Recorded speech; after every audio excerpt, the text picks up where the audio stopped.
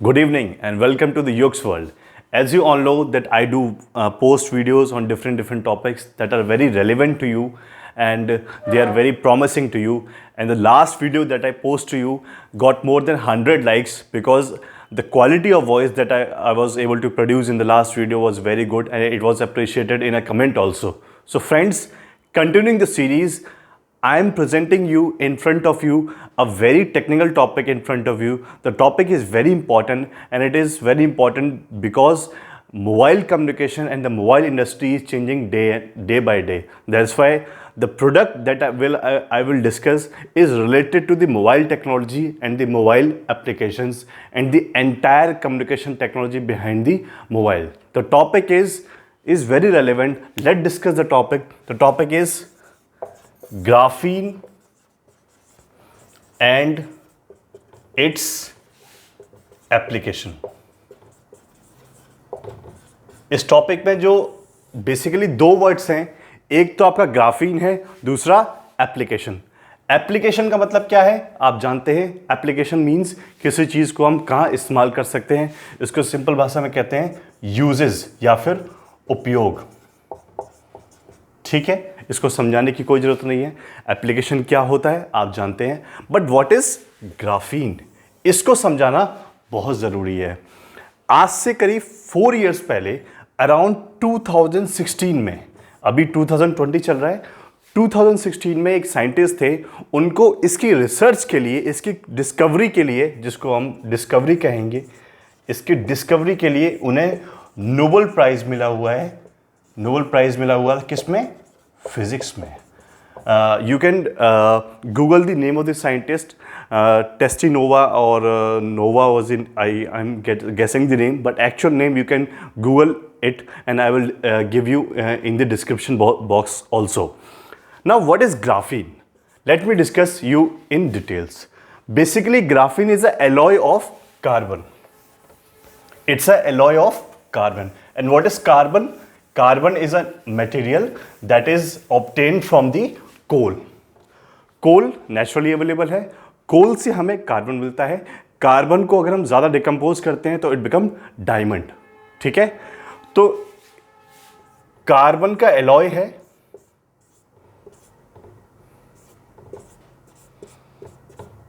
जिसका atomic structure कुछ इस तरीके से है.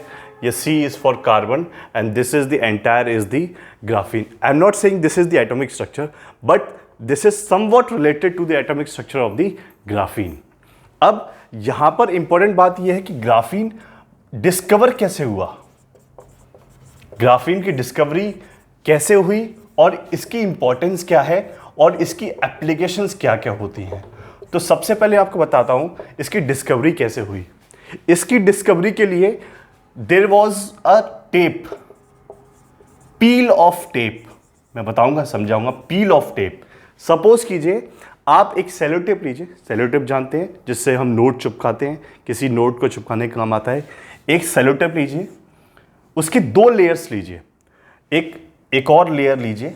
ठीक है, और अब अगर आप एक मटेरियल लीजिए, कोई भी आयरन का मटेरियल लीजिए, उसके ऊपर आप पेंसिल को ऐसी, पेंसिल जो कि लीड से बनी होती है, लीड में भी कार्बन होता है, पीबी उसमें भी कार्बन होता है, उसमें आप ऐसे, पेंसिल में कार्बन होता है, ऐसे घिस दीजिए तो वहां पर पूरा ब्लैक ब्लैक एरिया हो जाएगा. ठीक है, और फिर उसके बाद इसके ऊपर सेलो टेप लगा दीजिए. आपने टेप लगा दिया इस तरीके से.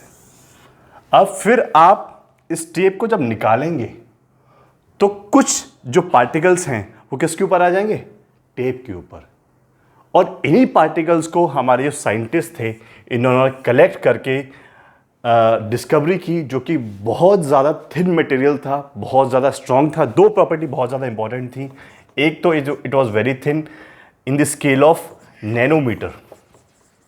नैनोमीटर आप जानते हैं 10⁻⁹ मीटर होता है, यानी कि it was very thin. Second, it was very strong, even stronger than the diamond. आज की तारीख में आप जानते हैं सबसे स्ट्रॉन्गेस्ट मटेरियल कौन सा है? डायमंड, जिसको हिंदी में हम हीरा कहते हैं. हीरा सबसे स्ट्रॉन्ग मटेरियल है, लेकिन ग्राफीन की खोज के बाद में graphene is the strongest material. इसीलिए इसकी इंपॉर्टेंस बहुत ज़्यादा है, इसीलिए इसकी एप्लीकेशंस बहुत ज़्यादा खोजी जा रही हैं।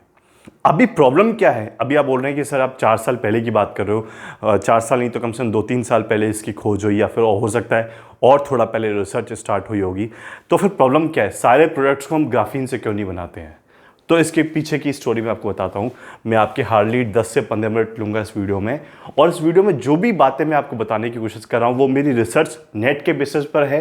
नेट से मैंने डेटा कलेक्ट किया हुआ है, काफ़ी बुक्स को, पेपर्स को स्टडी किया, रिसर्च पेपर्स को स्टडी किया, उसके बाद में मैं आपको यहाँ पर बताने की कोशिश कर रहा हूँ। तो फ्रेंड्स, देखते हैं इसकी एप्लीकेशन कहाँ पर आ सकती है, और क्यों मैंने आपको स्टार्टिंग में बताया कि इलेक्ट्रॉनिक इंडस्ट्री में इसका सबसे ज़्यादा इस्तेमाल होने जा रहा है।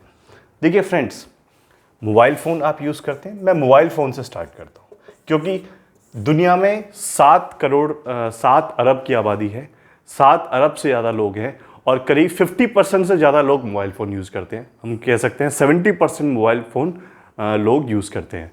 तो 7 × 7 करीब 5 अरब लोग मोबाइल फ़ोन यूज़ करते हैं।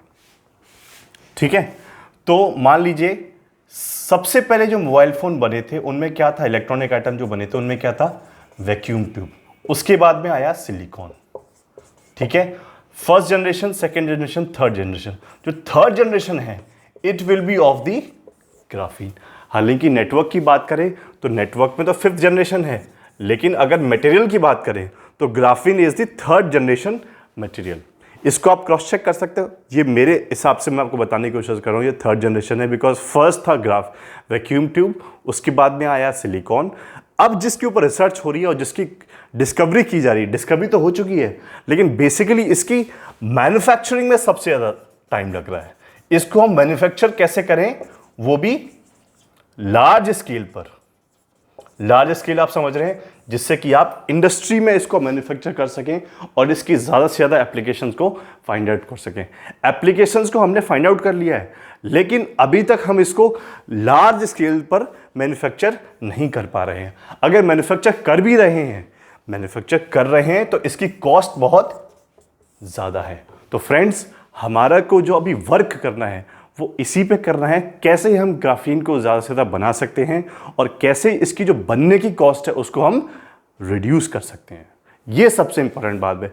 अगर हमने इसकी मैन्युफैक्चरिंग को अचीव कर लिया तो इसकी जो एप्लीकेशंस हैं उनको हम कई ज़्यादा डिस्कस कर सकते हैं और कई ज़्यादा एप्लीकेशंस में इसको यूटिलाइज कर सकते हैं। कई सारे सेक्टर्स में हम ग्राफीन को यूटिलाइज कर सकते हैं। एक पहली एप्लीकेशन जो सबसे इंपॉर्टेंट एप्लीकेशन है, अगर ग्राफीन का इस्तेमाल हमने मोबाइल की मैन्युफैक्चरिंग में इस्तेमाल किया तो हमारे जो मोबाइल फोन्स बनेंगे वो कैसे बनेंगे? They all will be flexible. जैसे कि आप आजकल रिस्ट वॉच आ रही है एप्पल की, उनको आप रिस्ट में अप्लाई कीजिए, it will be entirely flexible, it will be very transparent, it will be a transparent sheet like a polythene और a plastic sheet. You can fold it and keep it in your pocket. So this is the entire graphene structure. तो अभी फिलहाल हमें focus किस पे करना है? इसकी मैन्युफैक्चरिंग पर और इसकी कॉस्ट रिडक्शन पर। मैन्युफैक्चरिंग का अब आप बोलेंगे सर मैन्युफैक्चरिंग कैसे की जा सकती है, तो थोड़ा सा आइडिया मैं आपको दे सकता हूं, और आप इसके बारे में रिसर्च कीजिए और भी कोई जो आपके कमेंट्स हैं, डिस्कशन है, उनको यहाँ पे बताने की कोशिश कीजिए। जो साइंटिस्ट का नाम है मैं आपको यहाँ पे डिस्क्रिप्शन बॉक्स में दे दूंगा। लेकिन इसके बारे में पढ़ना क्यों ज़रूरी है? क्योंकि अगर आप केमिकल टेक्नोलॉजी के स्टूडेंट हैं, केमिकल इंजीनियरिंग के स्टूडेंट हैं या फिर इलेक्ट्रॉनिक्स इंजीनियरिंग के स्टूडेंट हैं, तो आपके लिए ग्राफीन को पढ़ना बहुत ज़रूरी है। और हो सकता है ये कोविड का टाइम चल रहा है, तो कोविड के टाइम में अगर हम जो वैक्सीन बनाने जा रहे हैं, हो सकता है मे बी पॉसिबल ग्राफीन की हेल्प से हम वैक्सीन बनाने में भी हेल्प पा सकते हैं। ये मेरा प्रेडिक्शन है। प्रेडिक्शन ऐसे ही नहीं, हवा में नहीं है, ये मैं डेटा के बेसिस पर कह रहा हूँ, उसकी प्रॉपर्टीज़ को देखते हुए कह रहा हूँ। ठीक है, तो मैं आपको बताता हूं कि लार्ज स्केल पर हम ग्राफीन का प्रोडक्शन कैसे कर सकते हैं। आप 2 बड़े रोलर्स लीजिए, इस तरीके से रोलर्स लीजिए, और बीच में कार्बन जिसको कहते हैं कोल की शीट ले लीजिए। इनको 2 ड्रमर्स के बीच में रब कीजिए। ये शीट जब इसमें पास जाएगी तो ये जो शीट पर जो कार्बन है या कोल है वो किस पर लगेगा? इस ड्रम के ऊपर। इस ड्रम के पास में फिर एक और ड्रम लगा दीजिए। ये भी रोटेट करेगा और ये भी रोटेट करेगा। यहां से रोटेट होकर कुछ मटेरियल यहां पे कलेक्ट होगा, यहां पे कलेक्ट होगा, फिर ये कलेक्ट किस में होगा, ये इस तरीके से होगा। तो कुछ मटेरियल यहां पे रह जाएगा, यहां पे थोड़ा सा मैक्सिमम होगा, थोड़ा थिक होगा, फिर यहां पे कैसा होगा, और ज्यादा थिन होगा। तो कहने का मतलब क्या है, पतली से पतली लेयर जो कार्बन की है उसको हम रोलर्स के थ्रू ऑब्टेन कर सकते हैं। इस तरीके से हम लार्ज स्केल पर ग्राफीन को मैन्युफैक्चर कर सकते हैं और इंडस्ट्री में जो इसकी डिफरेंट डिफरेंट एप्लीकेशंस हैं उनमें हम इसको इस्तेमाल कर सकते हैं। और सबसे बड़ी बात, आज की तारीख में हम किसका इस्तेमाल करते हैं, प्लास्टिक का इस्तेमाल करते हैं। प्लास्टिक के कई सारे हार्मफुल भी हैं, मतलब कई सारे डिसएडवांटेज हैं। एक, ये बायोडिग्रेडेबल नहीं है, मीन्स ये नेचर में मिक्स नहीं होती। अगर प्लास्टिक ज़मीन में पड़ी हुई है तो पड़ी रहेगी, ये डिफ्यूज़ नहीं होगी, और किसी गाय या भैंस बकरी ने इसको खा लिया तो उसकी मरने की संभावना ज़्यादा है। तो ये बायोडिग्रेडेबल नहीं है। अगर आपने ग्राफीन को लार्ज स्केल पर मैन्युफैक्चर किया तो आप टोटली रिप्लेस कर सकते हैं प्लास्टिक को विद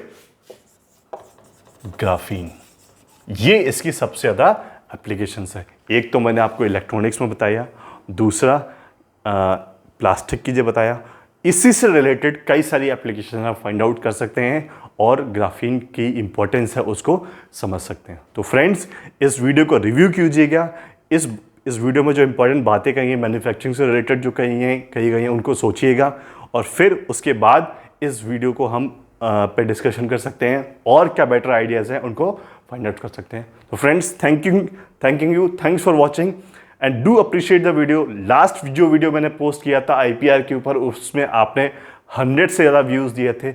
मैं आपसे ये रिक्वेस्ट करता हूँ, आप इस वीडियो को लाइक करें, कमेंट करें, शेयर करें और मेरे चैनल को सब्सक्राइब करें, और कम से कम इस वीडियो को 200 से 250 व्यूज़ देने की कोशिश करें। Thank you.